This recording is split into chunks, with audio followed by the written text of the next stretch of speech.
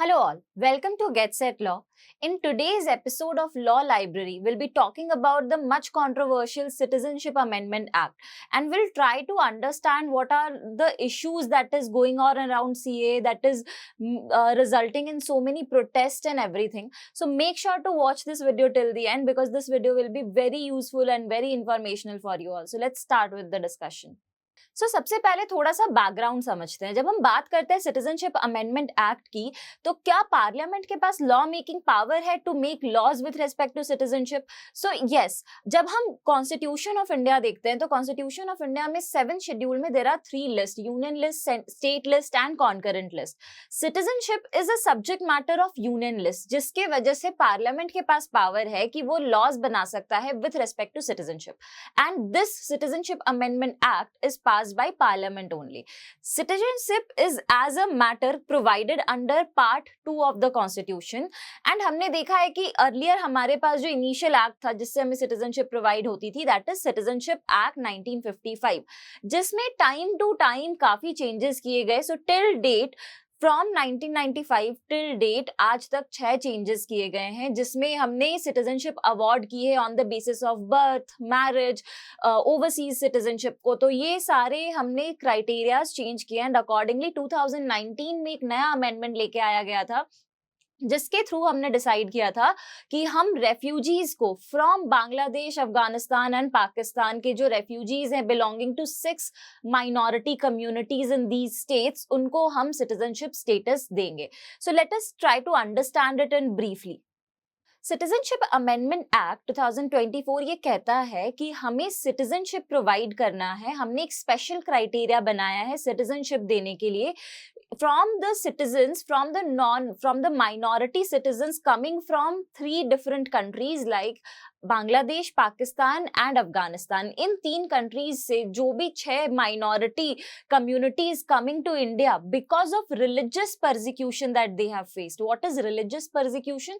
So religious persecution is because they are following a particular religion. इसके वजह से उनको वहां पे in these country they are facing a threat to their life. So they have come to, or they have crossed the border and are living in India to escape this religious persecution. What are these 6 minorities communities? So they are Hindu, Sikh, Parsi, Christian, Jain and Buddhist. So ये 6 community को हमने कहा कि हम citizenship rights देंगे, लेकिन ये भी broad right नहीं दिया गया.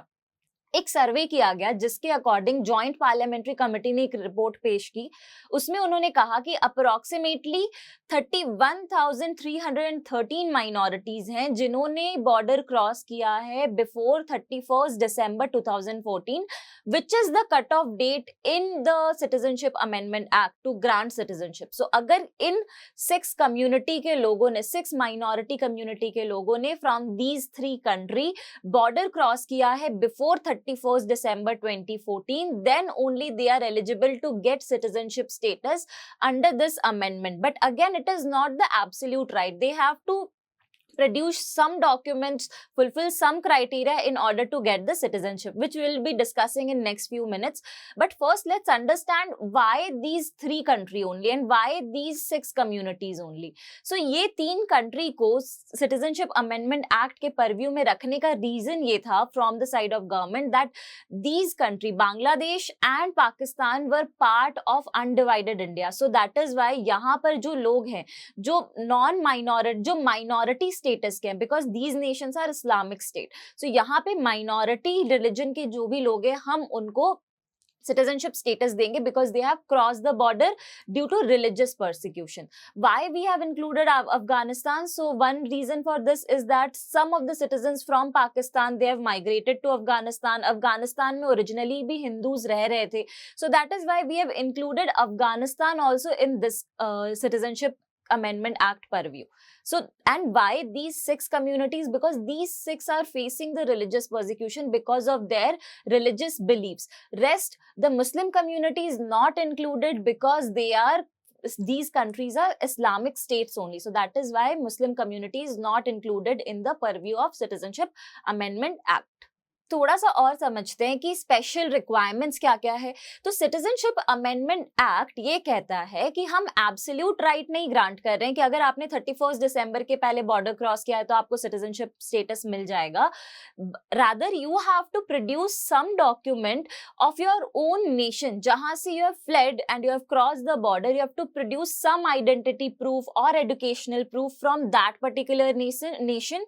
Then you have to show that you know any of the languages that are there in 8th schedule of the Indian Constitution. So अगर आपको 8th schedule में provided कोई भी language के बारे में पता है, then only you are eligible to get the citizenship.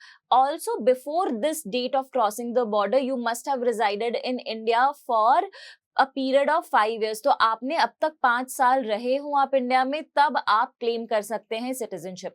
Apart from it ये भी कहा गया कि आप असम, मेघालय, मिजोरम और त्रिपुरा में सेटल डाउन नहीं हो सकते under Assam accord, because we have seen जब सिटीजनशिप अमेंडमेंट एक्ट की बात आई थी 2019-20 में, उस समय काफी ज्यादा हमें प्रोटेस्ट देखने को मिला था even in Assam.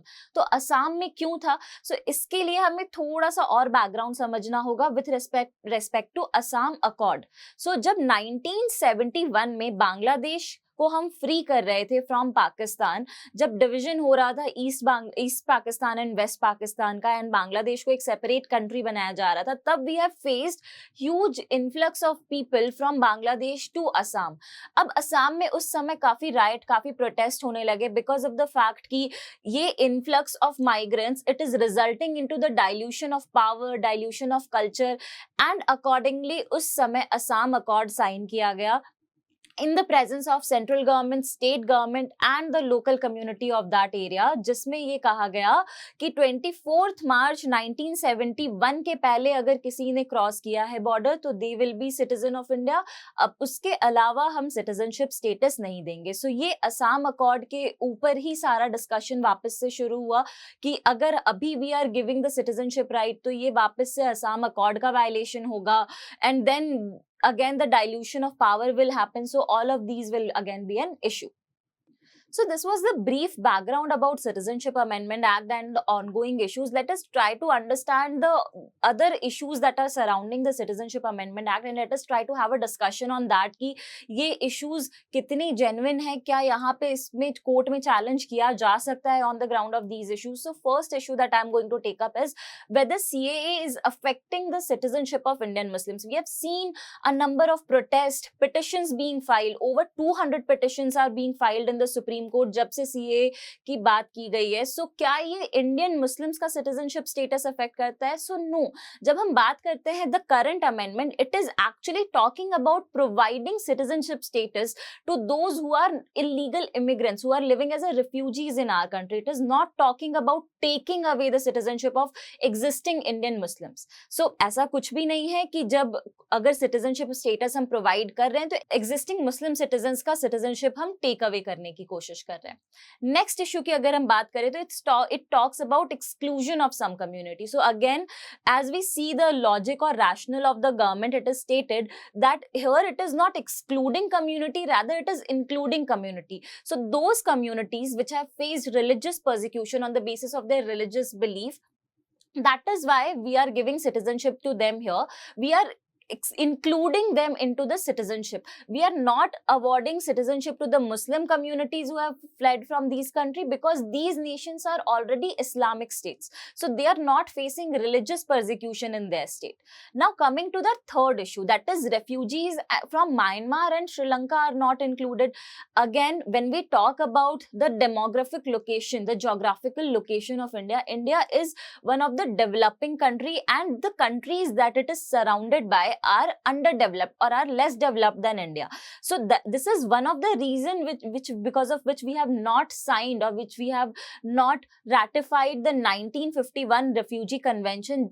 And although we are following the principles of Refugee Convention, but we are not a signed party to it, because since we are demographically or geographically located in such a situation where we are surrounded by countries which are underdeveloped than India, then if we become party or if we allow all the people who have crossed the border citizenship rights, then we will see a huge influx of illegal immigrants in our country, and this is one of the reason it is not considering Rohingya refugees from Myanmar or Sri Lankan Tamils who are also demanding citizenship right. But it's not like these people are completely excluded from citizenship right. So there are other procedures in the Citizenship Act which provides or which grants the citizenship right. So the natural process, if you are living in India for a period of 11 years, then you can apply for the citizenship right. That is still available to those coming from Myanmar or from Sri Lanka or the Muslim minority community coming from Bangladesh, Afghanistan and Pakistan.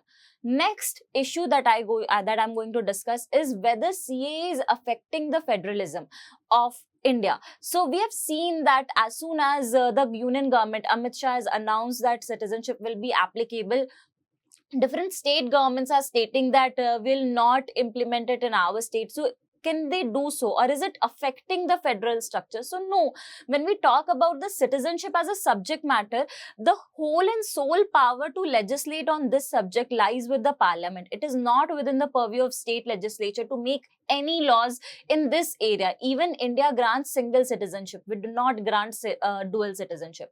And when we talk about state governments stating that we will not be following the citizenship mandate, so it is not within the powers of state government. So when a central legislation is there and state governments deny from implementing it in their state, a precedent rule can be imposed on those states considering it is a failure of constitutional machinery established. So that is why if any of the state government decides not to amend or implement the amended Citizenship Act, then it will result in the precedent rule or imposition of state emergencies in this case. So when we see holistically, it is well within the domain of parliament to make laws with respect to the citizenship, and it is not affecting the federal structure because it is not taking away the power of state legislature to decide who will be citizen or who will be not, because it is not within the domain of state legislature to make such laws.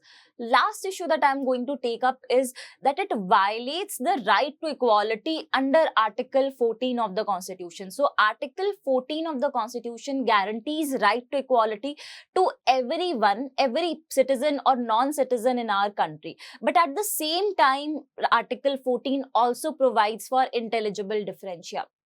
I want you to tell me one thing, that what is the exact meaning of intelligible differentia in the comment box, and meanwhile I'll try to explain why Citizenship Amendment Act is not in violation of Article 14. So when we talk about Article 14, at the same time it is providing about intelligible differentia, that is we are making special enactment for specific citizens of our society. There is a reasonable classifications of persons. So we have reasonably classified the minority community. It is the argument of the government that we have reasonably classified those minority communities who are facing religious persecution from the country, in their own home country, which was earlier part of undivided India. So India being a friendly nation, we are giving protection to them. We are allowing them that you can claim citizenship in our country because you have already crossed border before the state. So those who have crossed border after that date, they have to go through the natural procedures that is there. This special provision of 5 years residence will be given only to those who have crossed the border before the cutoff date of 31st December 2014. So these were some of the issues that were surrounding Citizenship Amendment Act. If there is any other issue, any other point that you want me to discuss or elaborate upon, please mention it in the comment box along with the meaning of intelligible differentia. Now let us understand about two more terms. Before I end this video, let us talk about two more terms that is also coming up when we are discussing about the Citizenship Amendment Act. That is NRC and NPR. What are these NRC and NPR? So NRC, first let us talk about NRC. NRC is National Register for Citizens. In this register, all the names of Indian citizens who are residing in India or outside India is provided. It is not talking about anything else. This register is prepared on the basis of the census that is being conducted, and the details of Indians are recorded in it. It has no other purpose apart from recording the details and everything. It is not to include or to exclude any other community, or it is not posing as a threat to any other community. Next, about NPR, National Population Register. So when we talk about National Population Register, it is providing a complete database or complete identity about those individuals who are residing in India, so that we can distinguish between the Indian citizens and someone who is an alien enemy when the need arises. So these two registers are helping to recognize who are the citizens of India, details, their background and everything. These informations are being contained in this register. This register does not mean that we are excluding any community, we are including any community. Also, there is one more debate surrounding Citizenship Amendment Act, that with the inclusion of these minority communities in India, we are trying to change the demography of India, because it will again result in making Muslim communities a minority. So I want to know your viewpoint on this topic, whether there is a desirable change that the government is trying to make in Indian demography by including these communities, the minority community, and giving them a citizenship status. So this was a brief discussion on Citizenship Amendment Act that is being implemented from 2024, just before the Lok Sabha election. I want to know your viewpoint on Citizenship Amendment Act, and if there is anything else that you want me to discuss with respect to Citizenship Amendment Act, do let me know in the comment box. And if you like the video, press the like button and subscribe to our channel. Thank you so much.